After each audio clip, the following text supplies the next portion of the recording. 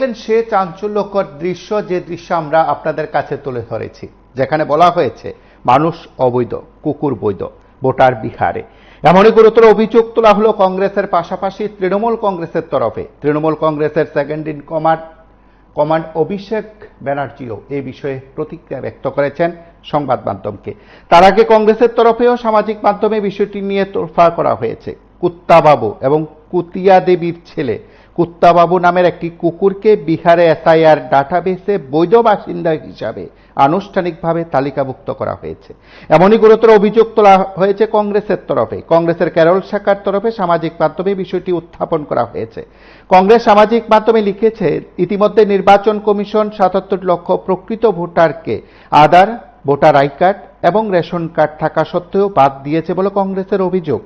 অন্যদিকে এই কুকুরটিকে উপস্থিত হয়ে বিজেপিকে ভোট দেবে, সম্ভবত তারা ডগবাবুকে প্রার্থী করবে, সমস্ত বিজেপি কর্মী তাকে ভোট দেবে। এটি বিজেপির একটি অসাধু মাধ্যম, নির্বাচন ব্যবস্থার নগ্ন কারসাজি, যা একটি অপরাধী সিন্ডিকেট হিসেবে কাজ করছে বলে কংগ্রেসের অভিযোগ। কংগ্রেসের অভিযোগে আরো বলা হয়েছে, আদালতগুলো প্রত্যক্ষদর্শী এবং তাদের নীরবতা দিয়ে গণতন্ত্রের ধ্বংসযজ্ঞকে আশীর্বাদ করছে বলে বিস্ফোরক অভিযোগ তুললেন কংগ্রেস নেতৃত্ব তাদের মাধ্যমে। তার পাশাপাশি মানুষ অবৈধ, কুকুর বৈধ এমনই চাঞ্চল্যকর অভিযোগের কথা সংবাদ মাধ্যমকে বললেন তৃণমূল কংগ্রেসের সর্বভারতীয় নেতা অভিষেক বন্দ্যোপাধ্যায়। আমরা তার বক্তব্য শুনব।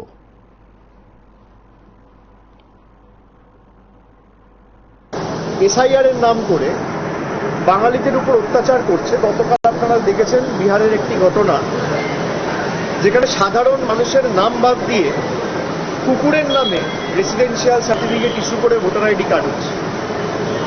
মানে মানুষের ভোটাধিকার ছিনিয়ে নিয়ে কুকুরের নামে রেসিডেন্সিয়াল সার্টিফিকেট ইস্যু করা হয়েছে, এবং সে কার্ডে লেখা রয়েছে তার নাম হচ্ছে, তার পিতার নাম কি, কুত্তাবাবু।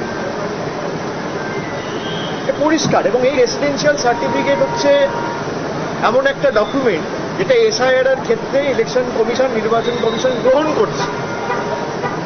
সাধারণ মানুষের অধিকার ছিনিয়ে নিয়ে কুকুরের নামে ফেক ভোটার আইডি কার্ড করে, যাতে নির্বাচনের সময় ভোট লুট করে বিজেপিকে বাড়তি সুবিধা করে দেওয়া যায়, নির্বাচন কমিশন এই যে পুরো ঘটনাটা জলের মতো পরিষ্কার, দিনের আলোর মতো পরিষ্কার, একটা পার্টিকে খালি সুযোগ করে দেবে বলে তাদের তল্পিবাহক হিসেবে কাজ করে চলেছে।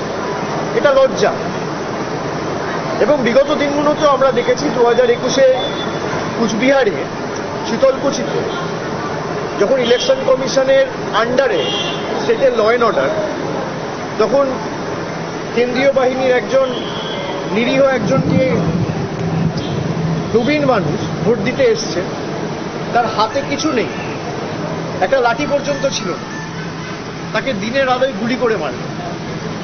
কোভিডের দ্বিতীয় ওয়েভের সময় যখন এই মহামারীতে সমগ্র দেশ আক্রান্ত, তখন এক ফেজে ইলেকশন না করে 8 ফেজে ইলেকশন করেছে। 2024-এও এদের বৈমাতৃসুলভ আচরণ আমরা দেখেছি। এবং যত দিন গেছে বিজেপির তত চাটুকারিতা, কৃতদাসত্ব এরা করে চলেছে। আমরা প্রতিবাদ, আমরা সংসদের ভিতরেও করেছি, আমরা বাইরেও করেছি। আপনারা শুনলেন সেখানে একেবারে অভিষেক ব্যানার্জির বক্তব্য। তার পাশাপাশি এই সময়ের মধ্যে কংগ্রেসও সেখানে অভিযোগ তুলছে সংসদের বাইরে। বলা যেতে পারে কংগ্রেস এই এসআইআর ইস্যুতে সরব হয়েছে। গোটা দেশব্যাপী কংগ্রেস বিষয়টাকে জোরালো করতে চাইছে, বামপন্থীরা ইস্যুতে সরব, এবং তৃণমূল কংগ্রেসের সর্বভারতীয় নেতা অভিষেক বন্দ্যোপাধ্যায় বিষয়গুলো নিয়ে প্রতিক্রিয়া ব্যক্ত করেছেন। গোটা দেশে এই সময়ে এসআইআর ইস্যুতে বলা যেতে পারে বিরোধীরা সরব, বামফ্রন্ট কিংবা অন্যান্য বাম দলগুলোর তরফেও সেখানে দেশব্যাপী কর্মসূচি চলছে। কংগ্রেসের তরফেও সেখানে কর্মসূচির ঘোষণা হয়তো শীঘ্রই হতে পারে। ইতিমধ্যে নেতৃত্ব সেখানে আশঙ্কা প্রকাশ করেছেন, শুধু বিহারে নয়, তার প্রেক্ষাপটে ত্রিপুরাতেও তার আশঙ্কা প্রকাশ করে বলছেন যে এখানে যারা আদিবাসীদের কথা বলছেন, জনজাতিদের কথা বলছেন, তিপ্রাসাদের কথা বলছেন, কার্যত যদি এসআইআর এই জায়গায়ও প্রয়োগ হয়, সরাসরি সেখানে কাজ শুরু করে, তাহলে সবচেয়ে বেশি ক্ষতিগ্রস্ত হবে এসটি ভোটাররা, জনজাতিরা, আদিবাসীরা, উপজাতিরা কিংবা তিপ্রাসারা। এই দাবি করেছেন কংগ্রেস নেতৃত্ব। তার পাশাপাশি সিপিআইএম নেতৃত্ব সেই কথাগুলো বলছেন। যদিও ইতিমধ্যে এই ইস্যুতে আপনারা প্রত্যেকে জানেন তীব্রামতা সুপ্রিমো সহ অন্যান্যরা নির্বাচন সদনে গেছেন। তারা রাজ্যের প্রেক্ষাপটে বিষয়গুলো উত্থাপন করে এসআইআর প্রয়োগের জোরালো দাবি করেছেন। রাজ্যের ক্ষেত্রে কি হবে পরিস্থিতি সেটা সময় বলবে। দেখতে থাকুন PB24।